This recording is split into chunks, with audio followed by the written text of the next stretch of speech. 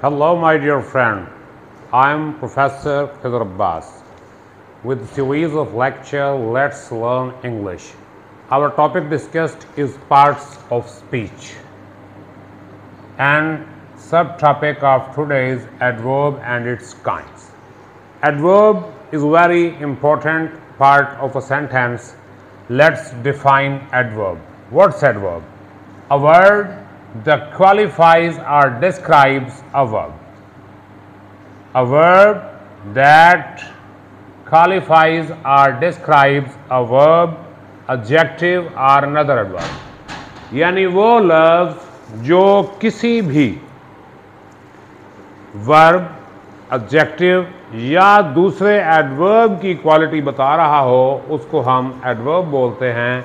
जैसे he runs fast, अब इसमें फास्ट क्या है? ये रन्स को क्वालिफाई कर रहा है, यानी बता रहा है कि वो कैसे भागा, फास्ट। और शी वॉक्ड स्लोली, वो आहिस्ता चली, तो slowly is describing the verb walked. अब देखते हैं एडवर्ब को हम किस तरह यूज़ कर सकते हैं। First time it's placed nearest to the word it describes, यानी जिस वर्ड को ये डिस्क्राइब करता है उसके करीब तरीन इसको रखा जाता है, यानी उसके पहले या उसके बाद में होता पास ही है। Mostly it is made by placing ly after the adjective. Adjective से जो एडवर्ब बनते हैं उनमें हम एडजेक्टिव के आगे ly लगा देते हैं तो ये बन जाता है।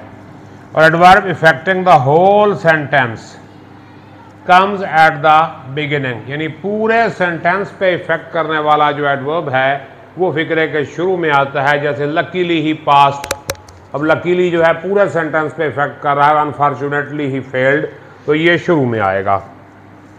काइंड्स ऑफ एडवर्ब कौन कौन सी हैं, किस किस्म के एडवर्ब्स होते हैं? सबसे पहले एडवर्ब्स ऑफ मैनर।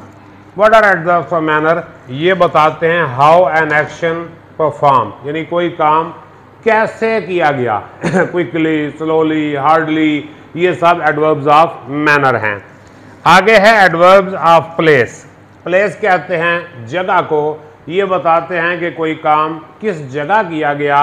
जैसे हेयर हो सकता है, देयर हो सकता है, फार हो सकता है, नियर हो सकता है, तो ये सब एडवर्ब्स ऑफ प्लेस हैं।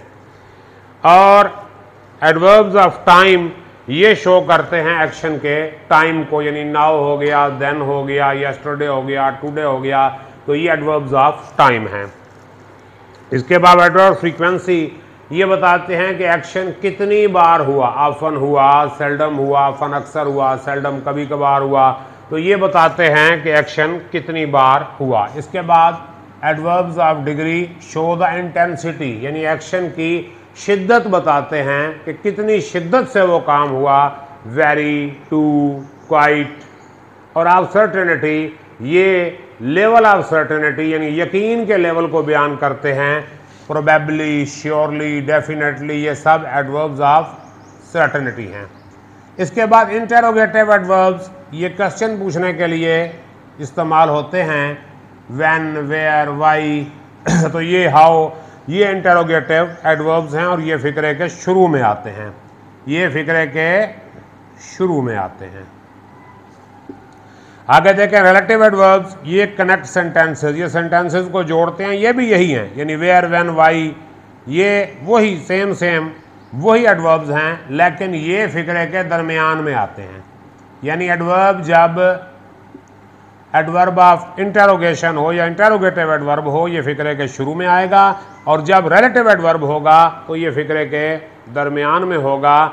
जैसे he was sleeping when I went to his house, he was sleeping ये सेंटेंस हो गया, I went to his house ये भी सेंटेंस हो गया। इन दोनों सेंटेंसेस को जिस एडवर्ब ने मिलाया उस एडवर्ब को हम कहेंगे व्हेन, ये दरमियान में आ गया, तो ये एडवर्ब ऑफ कंजंक्शन या कंजंक्ट, ये रिलेटिव एडवर्ब बन जाएगा। इसके बाद कंजंक्टिव एडवर्ब जो है ये भी वही तकरीबन रिलेटिव के साथ मिलती जुलती चीज़ है, लेकिन ये सेंटेंसेस को नहीं मिलाता, ये इंडिपेंडेंट क्लॉजेज को मिलाता है। यानी हाउएवर हो गया, फर्दर मोर हो गया। और आखिर पर जो है एडवर्ब ऑफ पर्पस है, ये मकसद बताते हैं किसी भी काम का, कि कोई काम कैसे हुआ, तो ये सो हो गया, देयरफॉर हो गया, दस हो गया, तो इनको हम कहते हैं एडवर्ब्स ऑफ पर्पस।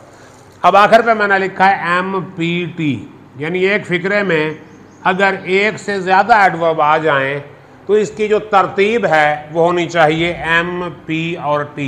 MP और T। M से मुराद मैनर, P से मुराद प्लेस और T से मुराद टाइम। यानी आपने अगर एक फ़िक्रा लिखना है, लंबा फ़िक्रा, उसमें तीनों टाइप के एडवर्ब्स मौजूद हैं, तो पहले आप एडवर्ब ऑफ मैनर लिखेंगे, इसके बाद एडवर्ब ऑफ प्लेस लिखेंगे और आखिर पर एडवर्ब ऑफ टाइम लिखा जाएगा। उम्मीद करता हूँ कि आपको इस लेक्चर की समझ आई होगी। अगर किसी बात की समझ नहीं आई तो कमेंट करके या मैसेज करके मुझसे पूछ लें, मैं इंशाअल्लाह आपको बताऊँगा। अपना ख्याल रखिएगा। अल्लाह हाफिज़।